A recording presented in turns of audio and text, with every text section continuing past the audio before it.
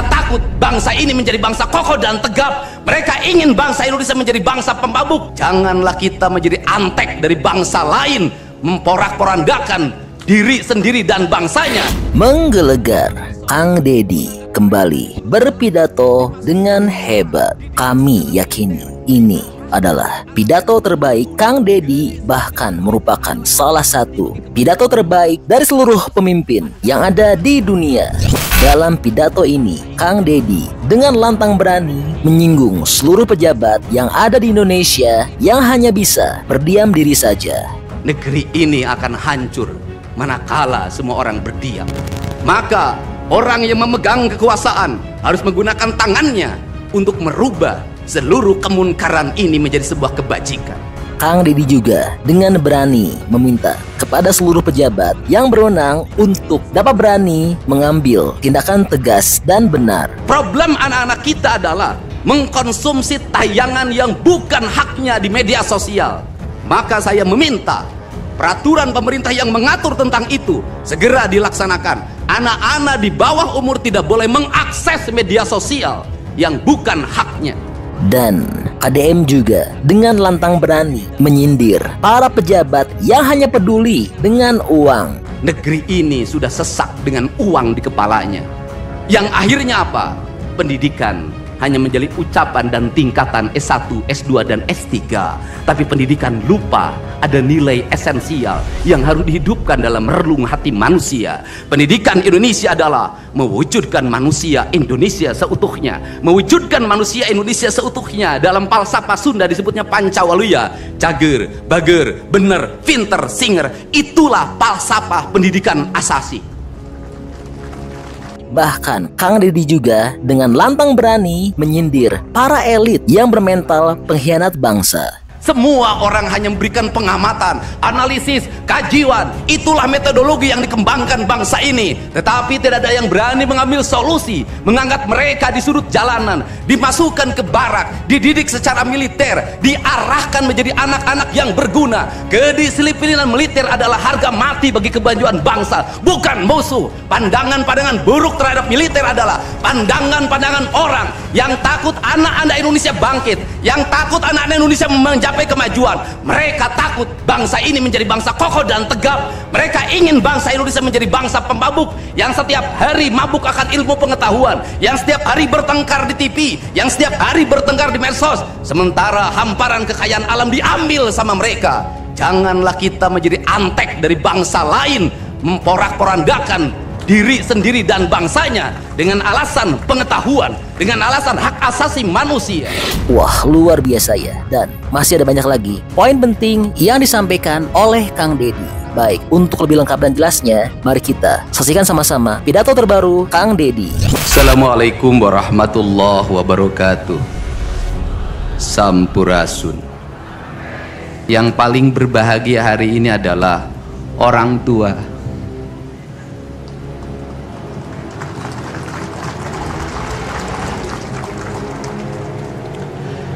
Dari 273 anak-anak Jawa Barat yang terjaring di seluruh provinsi Jawa Barat dengan berbagai latar belakang, dengan berbagai kondisi, dengan berbagai keadaan, hari ini sudah tumbuh menjadi anak-anak yang sehat, memiliki visi dan memiliki harapan. Bahkan menurut saya jauh lebih baik dibanding yang tidak mengikuti pendidikan di Dodik, Lembang, Rindam 3, Siliwangi. Saya ucapkan terima kasih buat komandan, wakil komandan, dan para pelatihnya. Yang pertama, hari ini kita bersama-sama memperingati upacara kebangkitan nasional. Saat masyarakat Indonesia, masyarakat Nusantara disadarkan dari ketertutupan telinganya, dari ketertutupan matanya, dari ketertutupan hatinya, dari kebutaan matanya, dari ketulian telinganya, dari kebisuan lidahnya, dan dari ketutupan hatinya, di mana saat itu kita masuk pada sebuah fase kita ternina-bobokkan oleh imperialisme kolonialisme yang menghamparkan lapangan pekerjaan, yang menghamparkan perkebunan, yang menghamparkan areal persawahan, yang menghamparkan areal-areal irigasi, yang menghamparkan areal bendungan.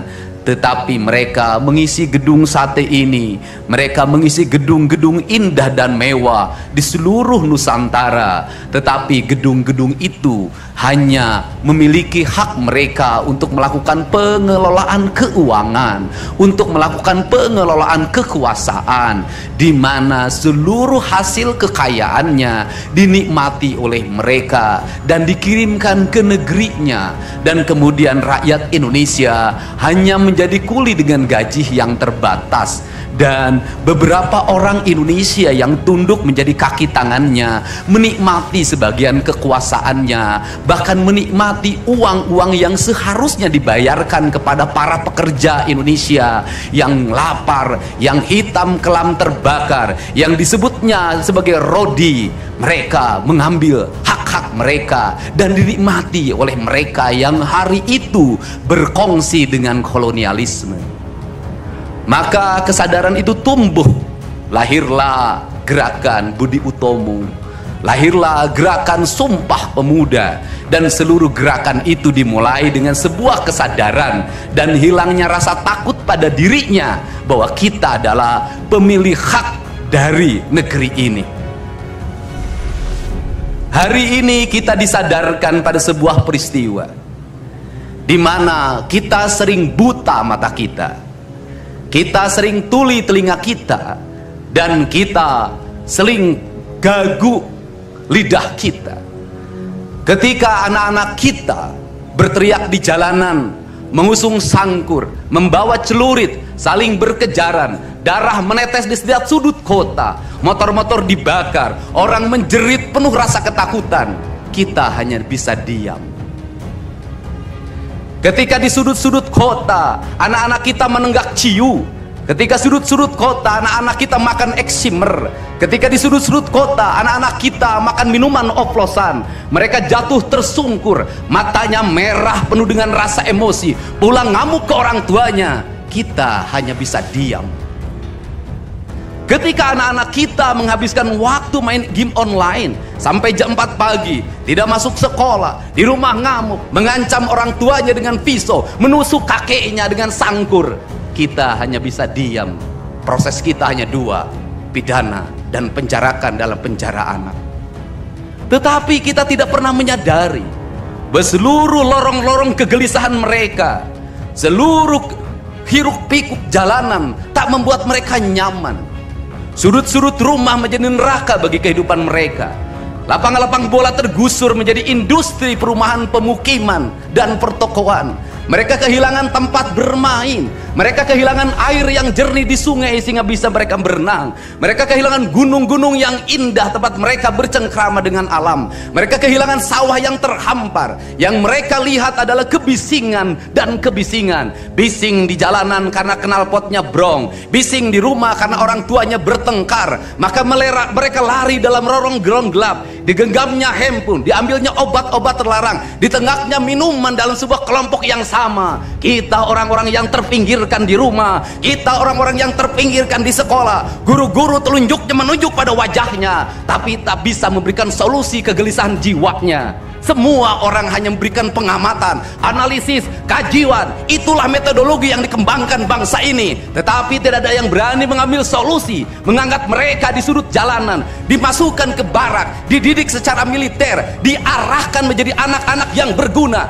Kedisiplinan militer adalah harga mati bagi kemajuan bangsa, bukan musuh. Pandangan-pandangan buruk terhadap militer adalah pandangan-pandangan orang yang takut anak-anak Indonesia bangkit, yang takut anak-anak Indonesia mencapai kemajuan. Mereka takut bangsa ini menjadi bangsa kokoh dan tegap. Mereka ingin bangsa Indonesia menjadi bangsa pemabuk yang setiap hari mabuk akan ilmu pengetahuan, yang setiap hari bertengkar di TV, yang setiap hari bertengkar di medsos, sementara hamparan kekayaan alam diambil sama mereka. Janganlah kita menjadi antek dari bangsa lain, memporak-porandakan diri sendiri dan bangsanya dengan alasan pengetahuan, dengan alasan hak asasi manusia.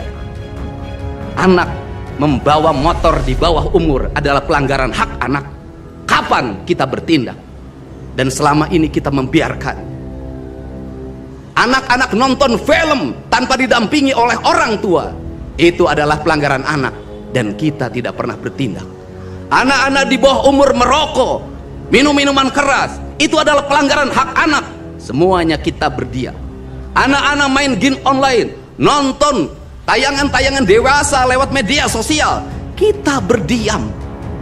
Negeri ini akan hancur manakala semua orang berdiam. Maka orang yang memegang kekuasaan harus menggunakan tangannya untuk merubah seluruh kemunkaran ini menjadi sebuah kebajikan. Kalau kita berkomitmen pada bangsa ini, problem anak-anak kita adalah mengkonsumsi tayangan yang bukan haknya di media sosial. Maka saya meminta peraturan pemerintah yang mengatur tentang itu segera dilaksanakan. Anak-anak di bawah umur tidak boleh mengakses media sosial yang bukan haknya. Seberapa besar pun gagasan yang saya gagas, seberapa kuat pun kekuatan yang saya bangun, saya tidak akan bisa melawan jutaan akun yang merasuki otak kiri dan otak kanan anak-anak kita. Untuk itu, pada saat ini sudah saatnya kita tidak saling menyalahkan. Untuk itu saat ini tidak ada salahnya kita mengambil tindakan berdasarkan perilaku kita masing-masing. Perilaku ekonomi menyebabkan anak-anak kita kehilangan ibunya karena pergi ke luar negeri. Perilaku ekonomi mengakibatkan anak-anak kita tidak pernah bertemu dengan ibu dan bapaknya karena mereka mencari rejeki. Mereka ada di pojok-pojok rumah bersama kakeknya. Kakeknya melarangnya dia main game online, melarangnya pakai motor jam 11 siang. Maka pisau dapur terhunus dan ditusuk seseorang kakek oleh cucu yang disayanginya. Kerangka pijak seperti ini harus dibangkitkan oleh kita. Semangat militer, bukan militerisasi. Kalau anak-anak dibangunkan jam 4 subuh, di mana letak salahnya dan di mana letak pelanggarannya? Kalau anak-anak dibangunkan kemudian disuruh membereskan tempat tidur, apa salahnya dan apa pelanggaran hak anaknya? Kalau anak-anak disuruh sholat subuh, apa pelanggaran haknya? Kalau anak-anak mengikuti kuliah subuh, apa pelanggaran anaknya? Kalau anak-anak disuruh ngantri kemudian makan pagi, sarapan pagi dengan telur, dengan nasi, dengan pisang dan minum susu, di mana letak salahnya? Kalau anak-anak kemudian disuruh belajar, dan saat belajar duduknya bersikap memandang ke arah gurunya, memandang mata gurunya, agar terjadi transformasi energi antara guru dengan muridnya, yang hari ini dihilangkan dengan digitalisasi, menghilangkan ruh spiritual konsepsi pendidikan kita, diganti dengan konsep pendidikan digital yang tidak lagi melahirkan hubungan emosional guru dan murid. Akhirnya murid-murid tidak menghormati guru-gurunya karena guru lupa mengekspresikan nilai-nilai spiritual dalam dirinya pada murid dalam ruangan yang hening, diganti dengan papan belajar digital. Di mana letak salahnya? Kalau anak-anak itu diajarkan makan siangnya tertib, berantri, berdoa sebelum makan, di mana letak salahnya? Kalau anak-anaknya sore hari diajarkan bola voli, sepak bola, latihan baris berbaris, di mana letak salahnya? Kalau sore hari anak-anak disuruh masuk ke masjid, mengikuti pengajian, di mana letak salahnya? Kalau setelah itu mereka makan malam, dan makan malam ditandai dengan berdoa, di mana letak salahnya? Kalau mereka jam 9 disuruh masuk barat, disuruh masuk ruang tidur dan disuruh tidur, di mana letak salahnya? Justru hak-hak anak terdapat di barak pendidikan TNI, dan hak itu tidak mereka dapatkan di rumah-rumah. Di rumah-rumah anak-anak tidak bisa tidur malam. Mereka rata-rata tidurnya jam 4, jam 1 malam, jam 2 malam. Di rumah mereka tidak mendapat makanan yang bergizi karena serba fast food. Di rumah mereka tidak mendapatkan kasih sayang. Di jalanan mereka balapan. Mereka tidak mendapatkan ruang hidup tanpa gadget dalam setiap hari. Saya katakan, justru lingkungan kita hari ini, rumah, halaman rumah, kadang sekolah, kadang jalanan, bukan lagi tempat yang ramah untuk anak-anak Indonesia. Untuk itu apa kebijakan yang harus kita lakukan? Kebijakan yang harus kita lakukan adalah mindset pembangunan dirubah. Ekonomi bukan segalanya. Itu penting. Tetapi ekonomi tidak boleh membunuh ruang-ruang publik di mana orang mendapat ruang bercengkrama. Desain rumah harus dikembalikan pada desain yang membuat jendela, membuat ruang untuk ibu dan bapaknya berkumpul. Halaman rumah harus tersedia di setiap kampung, jangan dihabiskan untuk bangunan, karena anak-anak ingin bermain di halaman. Lapangan bola di setiap desa harus ada. Karena apa? Karena mereka terus berinteraksi olahraga. Sungai-sungai harus dijernihkan, karena anak-anak orang miskin tidak bisa berenang di kolam renang yang berbayar. Mereka harus berenang di sungai-sungai yang jernih. Gunung-gunung harus dihijaukan, karena anak kita perlu hiking dan traveling dalam setiap waktu. Anak-anak kita perlu berinteraksi dengan semesta. Lampu-lampu kadang sebulan sekali harus dimatikan, agar anak kita bisa menatap langit, melihat bulan dan bintang, bahwa dia adalah bagian dari cakrawala yang indah. Negeri ini sudah sesak dengan uang di kepalanya, yang akhirnya apa? Pendidikan hanya menjadi ucapan dan tingkatan S1, S2 dan S3. Tapi pendidikan lupa ada nilai esensial yang harus dihidupkan dalam relung hati manusia. Pendidikan Indonesia adalah mewujudkan manusia Indonesia seutuhnya. Mewujudkan manusia Indonesia seutuhnya. Dalam falsafah Sunda disebutnya Pancawaluya. Cager, bager, bener, pinter, singer. Itulah falsafah pendidikan asasi. Maka falsafah pendidikan asasi dalam kaidah Sunda disebutnya, kalimatnya begini: Kawung mabur sarulukna sama kelengiten pandana, Ciamis tinggal paitna, Ciherang tinggal kiruhna, Resi lengiten ajina pandita ilang komara, Kaduruku hawa nafsuna, Bangkong di kongkorong kujang, Kacai mawa cameti. Saya hanya falsafah ini. Apa itu bangkong di congkorong kujang? Kujang adalah senjata. Bagi orang Sunda adalah sebuah kehormatan diri. Kujang, tetapi kujang tidak bisa dikongkorongkan pada bangkong. Kalau bangkong dikongkorongkan oleh kujang, bangkong itu anak-anak di bawah umur. Kalau dia dikongkorongkan oleh kujang, kujang itu tak bermakna, dan bangkong itu mati, tak mampu membawa kujang. Kacai mawa cameti, apa itu artinya? Orang pergi ke air untuk mensucikan diri, maka dia harus membebaskan diri dari berbagai apapun kepentingan.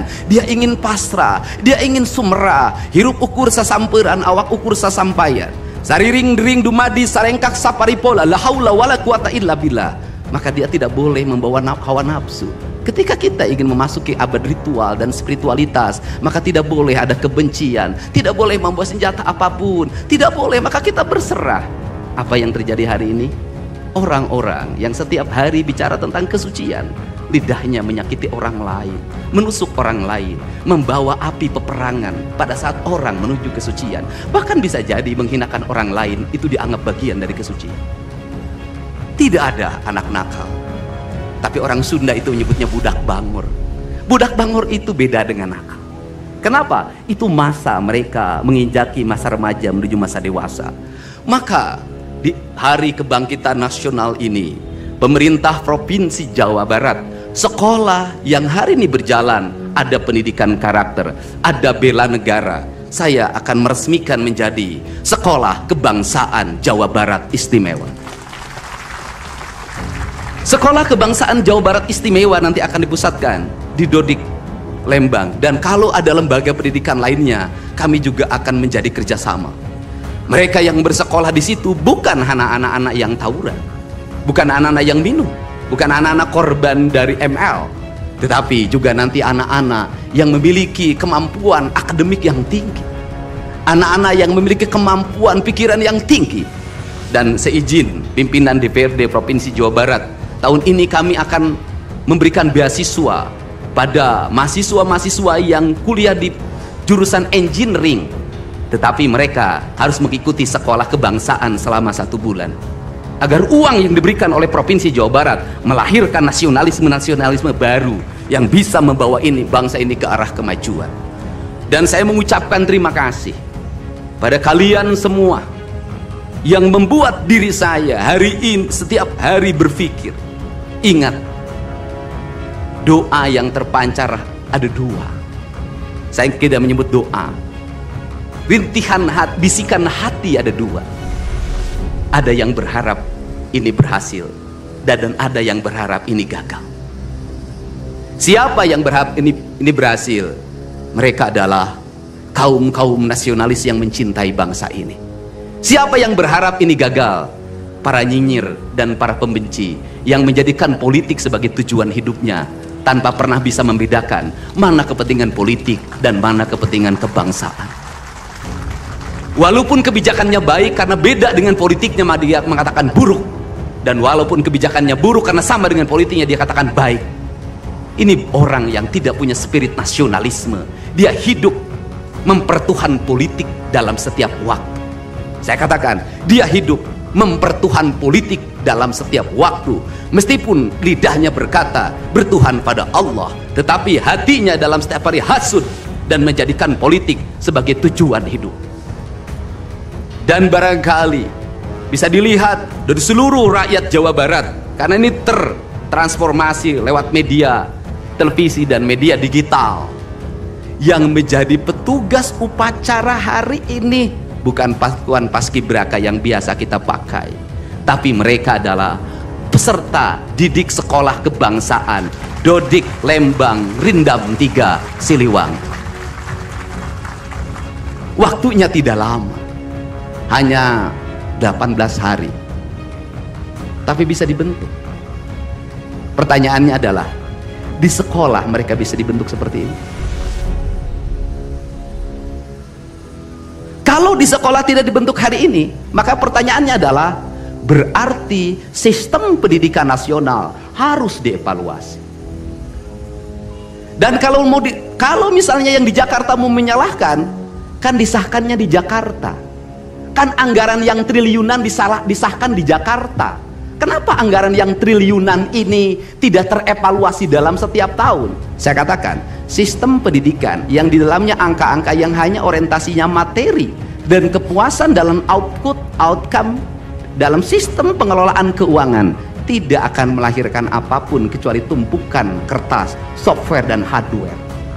Tetapi pendidikan yang lahir dari jiwa dan lahir dari cinta tanpa biaya yang besar, dia akan melahirkan anak-anak penuh dengan semangat kebangsaan dan punya spirit Pancawaluya. Itulah pentingnya hati, itulah pentingnya rasa. Untuk itu hari ini ada antrian, ribuan orang yang ngantri ingin memasuki pendidikan di pendidikan sekolah kebangsaan. Dan kalian semua hari ini bisa bertemu dengan orang tuanya, bisa mendapat sertifikat dari kami, dan bisa pulang dulu. Nanti dalam 2 minggu sekali kami siapkan mobil di setiap kabupatennya untuk pergi ke Dodik lagi mengikuti pematangan, bukan di Dodik, nanti di Badan Diklat ESDM Pemda Provinsi Jawa Barat, kalau nanti di Dodik diisi oleh siswa yang baru. Dan kami akan memantau perkembangan kalian dalam waktu 1 tahun, bukan 6 bulan.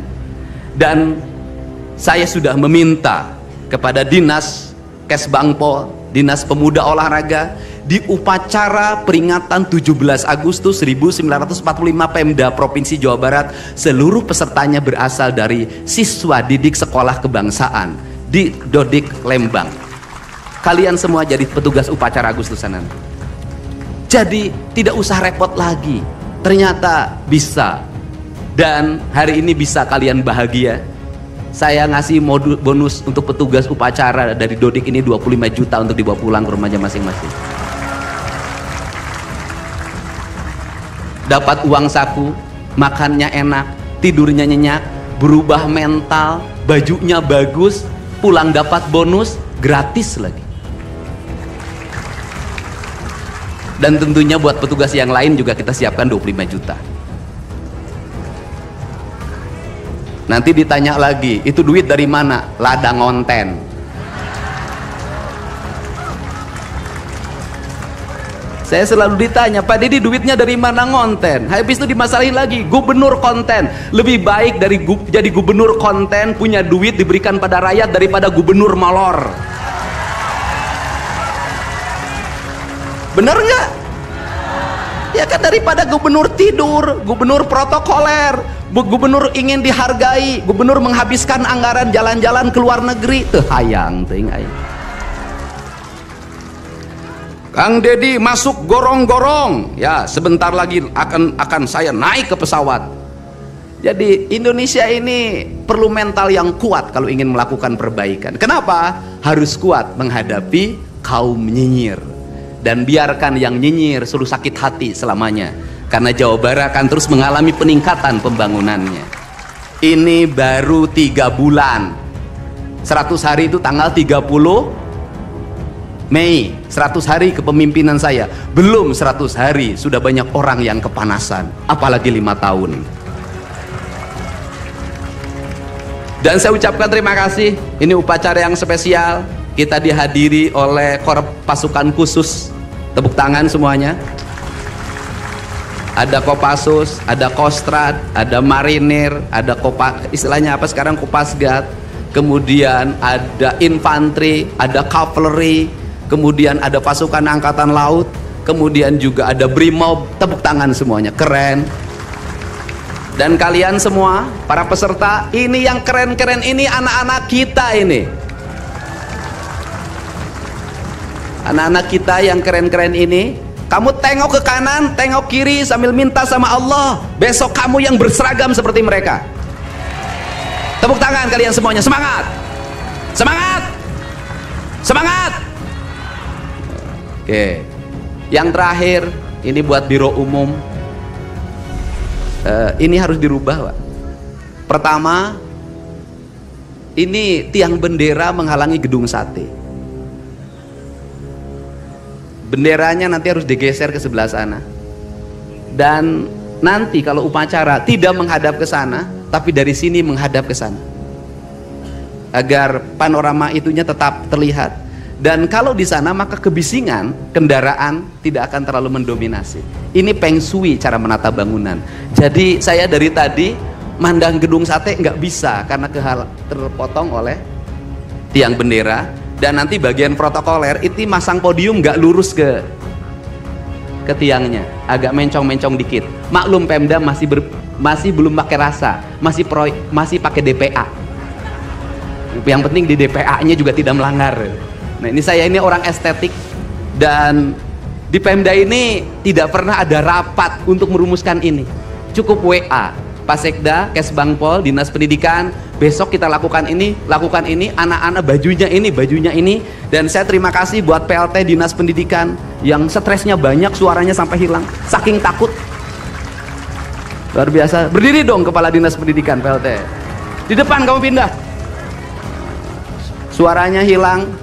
Pernah saya marahin malam-malam, kamu belum tahu cara kerja saya. Karena sekarang sudah tahu ternyata Sang Kuryang tuh hidup di sini. Ya, Pak. Silakan duduk depan, Pak. Di depan, Pak, duduk. Saya ucapkan terima kasih juga kepada Pak Sekda yang selalu ingin menjalankan tugas saya dengan baik. Kalau belum meluntur-luntur dikit wajar, karena dia memang penakut sama istrinya jadi kurang lentur. Kalau saya kan sudah sangat lentur hidupnya. Saya ucapkan terima kasih juga pada Kesbangpol. Ini yang supporting sangat baik. Ini mantan, pindah Pak ke depan, Pak. Ini jajaran protokoler. Dan saya ucapkan terima kasih pada Pangdam 3 Siliwangi yang support full. Terima kasih. Kemudian Pangkostrat yang di Purwakarta juga melaksanakan dan berbagai divisi. Kemudian Komandan Dodik Rindam. Terima kasih. Saya ucapkan terima kasih, badannya terima kasih. Saya ngasih bonus buat pelatihnya 50 juta. Saya ini urusan rasa, Bu. Orang tuanya itu jangan hanya bertepuk tangan. Mohon maaf, ada terpanggil dalam jiwanya. Anak-anak saya kok bisa hebat begini ya? Dari rumah itu bawa bakakan. Mohon maaf, ini cermin manusia-manusia Sunda yang punya welas asih, yang punya timbal balik. Anak saya dididik, bukan saya minta bakakak, bukan. Bukan saya minta opak tumpeng, bukan.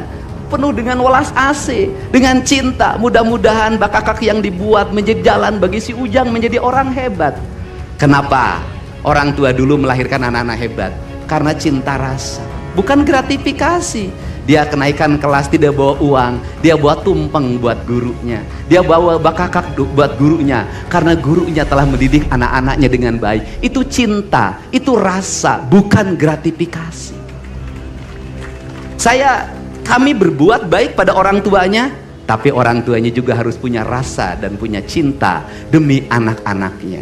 Saya pengalaman ibu saya dulu selalu berpuasa ketika saya punya hajat, punya lagi ujian, lagi kenaikan kelas, menghadapi kesulitan, ibu saya dan bapak saya pasti berpuasa buat saya.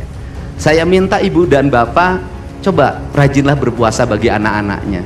Bisa jadi, mohon maaf, bisa jadi anak-anaknya seperti ini, rasa orang tuanya yang harus diperbaiki. Bukan kesalahan anaknya, tetapi rasa dan cinta orang tuanya juga harus dibenahi. Hidup itu alam Pak, interaksi. Buktinya sama tentara nurut, sama ibu nggak nurut, sama bapak nggak nurut. Nah ini, makanya untuk itu dari sekarang mari bangun cinta negeri ini, karena negeri ini adalah negeri Siliwangi, negeri Silih Asa, negeri Silih Asi, negeri Silih Asu, negeri Silih Pikanyaa. Bagi mereka yang tidak ngerti Siliwangi, tidak tahu makna Siliwangi, tidak pernah berkontemplasi dengan Siliwangi, jangan coba-coba Anda berbuat tidak baik terhadap tanah Siliwangi. Saya sampaikan itu, kaluhur tesirungan kehandap te akar. Ini saya ucapkan terima kasih seluruh pasukan. Saya ucapkan terima kasih buat Panglima TNI, Kepala Staf Angkatan Darat, Angkatan Laut dan Angkatan Udara, Pangdam 3 Silo dan seluruh jajaran. Semua terima kasih. Hari ini adalah hari bangkitnya kita. Hari ini adalah hari kemajuannya kita, dan kita mulai seluruh perubahan ini dari tanah kita, tanah Sunda, tanah Siliwangi. Wallahu muwaffiq ila aqwamit thoriq. Assalamualaikum warahmatullahi wabarakatuh. Sampurasun. Wah, luar biasa ya. Ya, jadi ini kabar terbaru untuk tanah air. Nah, kalau menurut teman-teman kira-kira bagaimana pendapatnya? Teman-teman seneng nggak? Atau jangan-jangan punya pendapat lain? Bantu dong, berikan pendapat beserta alasannya di kolom komentar ya. Karena tentunya pendapat hebat dari teman-teman berpotensi besar untuk tersampaikan ke pemerintah. Oke, jadi itulah info update untuk Kang Deddy Mulyadi. Orang yang memegang kekuasaan harus menggunakan tangannya untuk merubah seluruh kemungkaran itu. Oke, masih banyak nonton, jangan lupa untuk bantu di like dan di share video ini. Jangan lupa juga bantu untuk subscribe ya. Oke, stay tune at my channel. See you next video.